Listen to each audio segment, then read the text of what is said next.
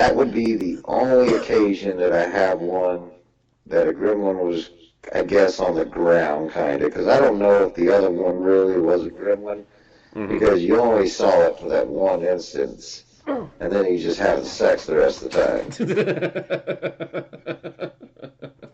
So that one was just some I pervert.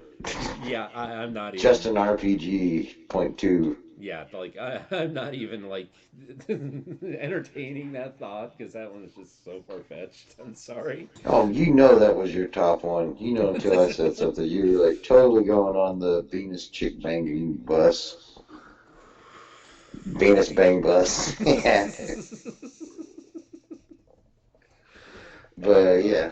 But no, those were the most conclusive and most interesting stories I could find. mhm. So that is my presentation to y'all on good sirs of gremlins. Well, it was a good one.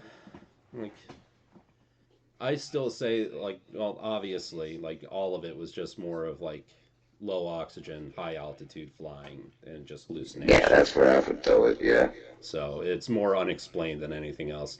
The only one that really stands out is the one that was like everybody was torn apart on the inside.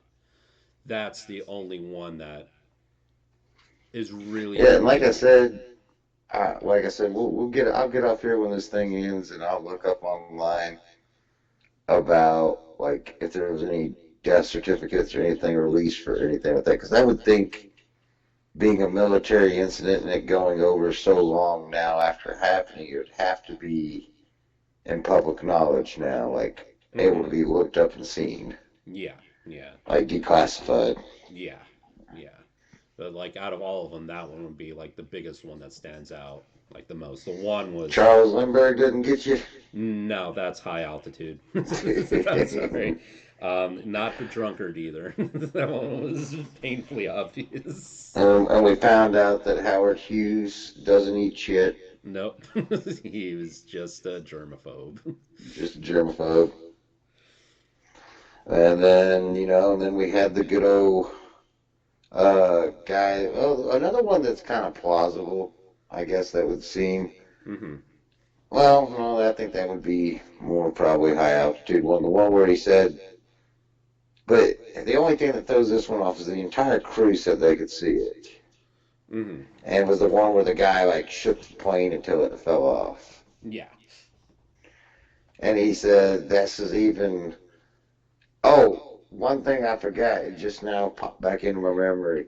What's that? The Air Force went so far to try to convince their pilots that they were gremlin proofing planes Oh my god. that when the person came up with the idea of making things round for aerodynamics of it easier on certain bombers Yeah. instead of the wings coming to points, Yeah. uh, they told a lot of the pilots it was because it was round so the gremlins couldn't get a good grip. Oh my god. That's a true story. And they said that because it wasn't pointed and jagged, they couldn't grab on and would be easier to shake off. Oh my god. It's crazy what a little bit of white lie will do, I guess, to help people get through the day. Yeah. So that's Yeah, a it pretty crazy is. little white lie. And I mean, how dumb were these pilots? It's not that they were dumb. It's just that like in that situation, like in that situation, like high altitude, and you're starting to like hallucinate and shit like that. Obviously, these Yeah, but you planes, would think that you know that, like, not this can't be necessarily, true. not necessarily, because like you're already preoccupied with flying the plane to make sure it doesn't crash. So your mind is already like on edge with that, especially if you're in a fight, like So a you're fight or saying flight with situation. stress and Yes. then low altitude, Yes. you just go off the rope. Yes. But my my question is that not the fact that they think that it's stupid that they saw something, because I believe they saw something, whether it was real or not. Hmm. I believe a lot of these pilots saw something. Right. And like you said, I think it's contributed to well high altitude sickness. Yes. But the part that I say, how stupid are they, is the point when this government started releasing like briefings on how to combat them, Yeah. and that the wings are rounded to prevent gremlins from grabbing on. At some point in your head, being a pilot, you gotta physically know how the aerodynamics and stuff of the plane work. Right. And at one point, you just kind of gotta be like, when they start saying, okay, so the rings are round, so when they grab on, the rings start, their hands will slide off of it. You gotta be like looking at them like, are you fucking with me? Like, you being real right now? Right. Right. Like, you think because you made the wing round, gremlins can't grab it. Oh yeah, like I'm sure like that thought occurred to them when they were on the ground, but I mean once they got up in the high altitude for so long and they started seeing shit. Well, no, but yeah, but what I'm saying is that at some point you got to start being like, Logical. you Yeah. you had no, you had not that gremlins didn't exist. Because to them they still know they saw it. Right. But the fact that how dumb do you think we are that we you don't notice that you're fucking pretty much patronizing us right now? Right. Yeah, I see your point. They're like, we're saying we see something, and you give us a bullshit manual on how to fight them.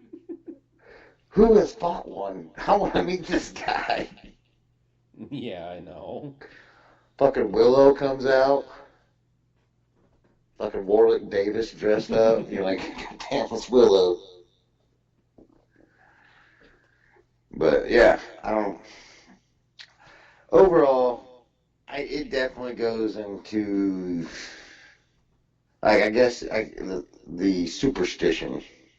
Yeah, it's more unexplained than anything else. It's more of a, like that. That's why I said it was more of a legend than anything because it really, really Because is. I don't think it even goes in the unexplained. 'Cause I think it's pretty well, like you said. I think it's pretty well explained that it's a high altitude sickness. Because I mean, at these points in World War I and World War II, we were reaching aviation heights that we've never reached before due Yeah. to the war, Yeah. and in planes that had barely been tested. Yeah. So yeah, great, very high possibility that that's what it was. And if there were little men climbing on planes in the sky and stuff, why is it not happening to like commercial airliners Mm-hmm. and all this other stuff? I mean, the whole point is like I think it goes exactly what you said. I don't think this is unexplained. I don't think this is paranoid. I think this is a real life incident that started in mass hysteria that became legend. Yeah. So I don't. It's not real because to them the gremlins were real. Yeah. It's not that they didn't see them; they saw them. It's just there's science to back up why they saw them. Yeah. Yeah. That No, I makes agree with sense. you. Yeah. Yeah. It does make sense. Because it's So like I said, it's logical science because it's high altitude sickness and low oxygen. Basically, obviously, your brain becomes oxygen deprived, so you start hallucinating and seeing things. That's why these people were seeing these creatures coming out of instruments and like talking to them and stuff like that. So instead of that's Ralph Lee, that he's just a pervert. yeah. That Yeah, dude just that was just he had a 4 day long sex bender with himself or possibly prostitutes, and he just said that he went to another planet. That's all it is. I don't even know how I would respond to somebody that told me that. Like I bragging that you just banged a bunch of Venus chicks.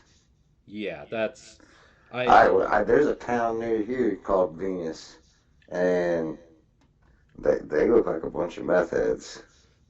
I would not want to be banging that. well, like I said, man, if like he came out and he said that whole entire story, and I was a news reporter, I'd be just be looking at him like, "What the fuck were you on for the past 4 days?" Do you think they had three tits like the Total Recall chick? I don't know. I don't know. I would think so. Counting that he spent that much time there, because you would figure that unless there was something new attracting you to this, that like after like day two, you'd be like, all right, I need a Gatorade in a couple of days to relax.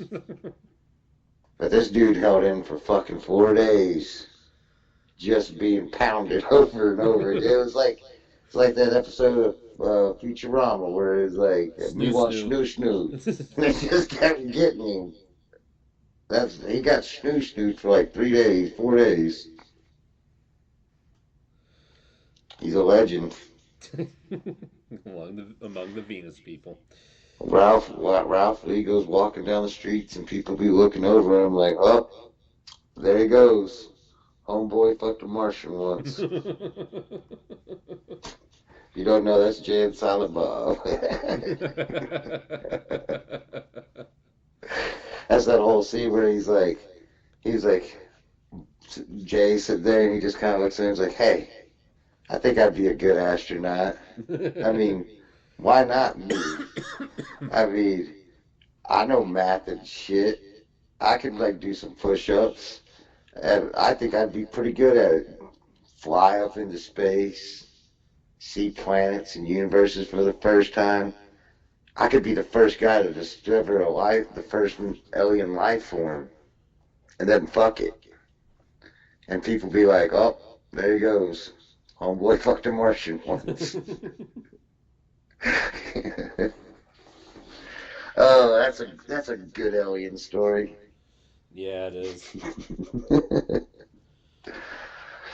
But so, yeah, that's it for Gremlins tonight, guys. I hope y'all enjoyed it. It was a good one. But next weekend we are going to have our show on Sunday since next Saturday is Halloween, and I know everybody's going to be out. So Mm-hmm. I hope you all have a good safe Halloween. And next week's topic is going to be alien invasion. So I hope to see you all then. Not the movie. No, no, not the movie. But all right, guys, y'all have a good night. Thanks for tuning in. All right, have a good night, everybody. Thank you all for coming in, and we all hope you enjoyed. Have a good weekend. And for Paranormal Unexplained, I'm Nick and Jason. Good later, guys. Have a good night, everybody. See you all next week. We are the Pants Storms.